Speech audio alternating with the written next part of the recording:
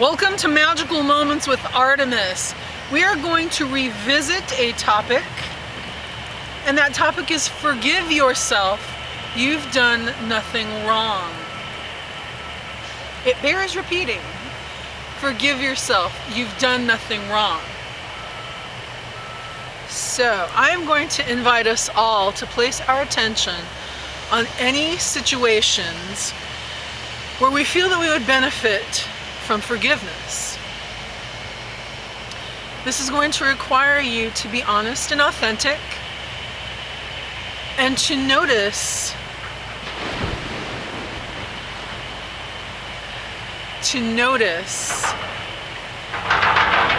where you could use forgiveness of self,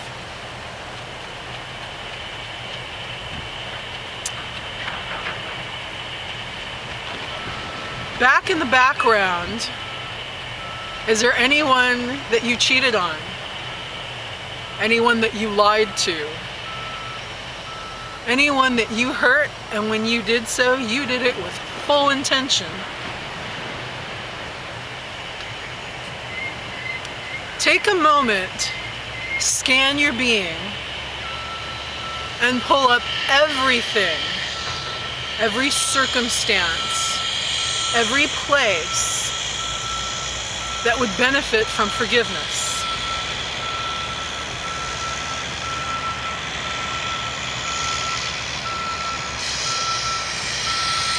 And for all of us, I'm going to hold that here.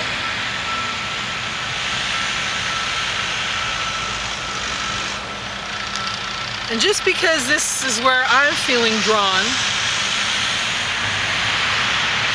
let's go in and ask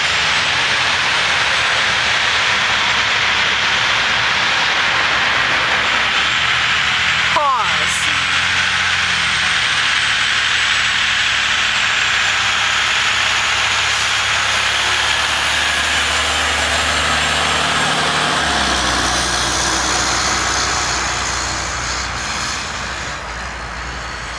Play.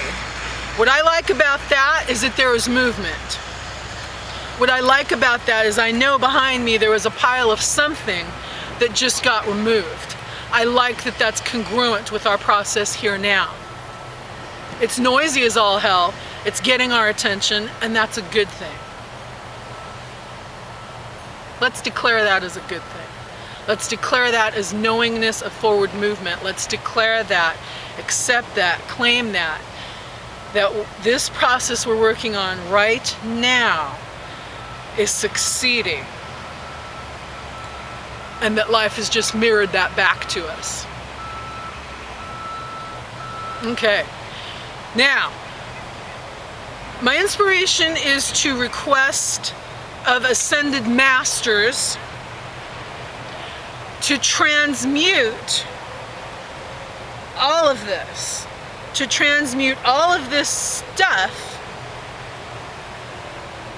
to take it to its next highest level of elevation in an effort to free us up. Okay, so the stuff has been transmuted, but now for the whole of us, as a collective, let's access this state of forgive yourself. You've done nothing wrong. And feel into that. Feel into your own innocence as a being. I love this story of there's a child, and the child is wanting to make its parent breakfast as a surprise. So the child goes into the kitchen and is getting into the eggs and getting into the flour and getting into the sugar, and it seems like no matter what, like every next thing the child does is just making things worse. There's flour on the floor, and the egg yolks are all broken up, and they're slimy, and they're dripping all over the place. And unexpectedly, the parent shows up, and the parent sees this beautiful child who wanted nothing more than to make him or her this yummy, delicious breakfast, but in the process is creating this disaster that's getting worse by the moment. And And then the child sees that its parent is there and it starts to cry because it's just like, wow, I wanted to make this beautiful thing for you, and not only am I not making this beautiful thing, there's this ugly thing and it's getting worse by the moment. Feel yourself as that child.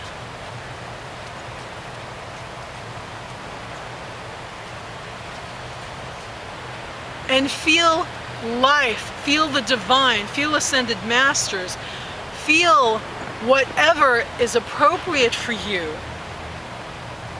that would be willing to hold you in compassion, that would be willing to hold you in forgiveness. Not only forgiveness, but that would hold you and say, you didn't do anything wrong. There's no wrong here.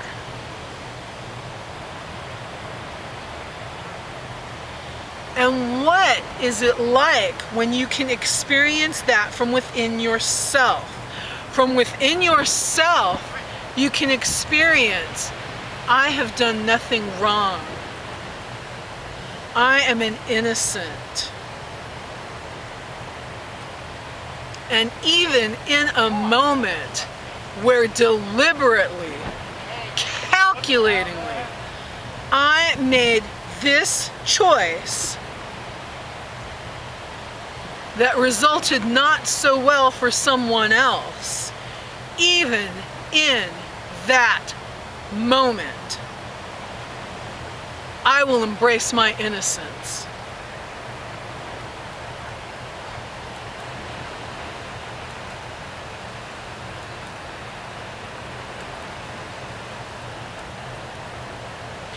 Part of my practice is embracing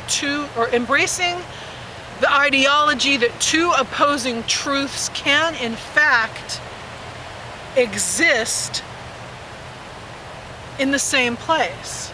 Two opposing truths. So I want to put that to the test here, and I would love for you to join me. So innocence, your own innocence, my own innocence, our innocence, feel that. Hold that. Notice it as a child, as a puppy, as nature, as whatever. Hold that. Now over here, go into your consciousness and find the most calculating, despicable, ugly, out of alignment action, thought, word, deed that you have engaged.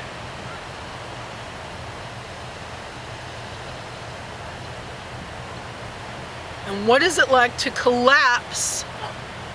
What is it like to collapse the two of these together? What is it like when you place your attention on innocence and on deliberate, on calculating, on intentional?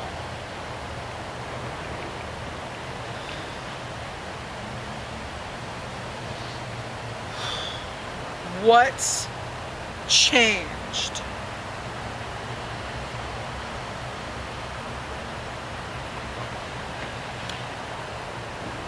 If you've been watching these videos, it's common knowledge that when you place your attention on something, that thing changes. We have just placed our attention on innocence, and we've just placed our attention on any thought, word, deed that was out of alignment that we might think requires forgiveness. So what about your perception of anything that requires your forgiveness? What is that like now? What is your perception like now? What's changed? How are you now experiencing the perception that you require forgiveness, or that a person, place, or thing requires forgiveness?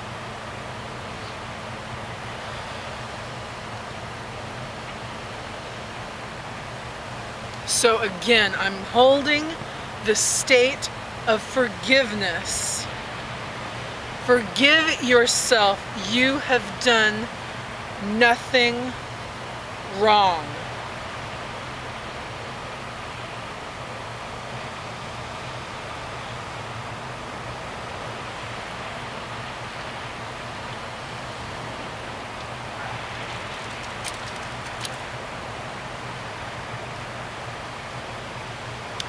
As I hold you in innocence, thank you for watching.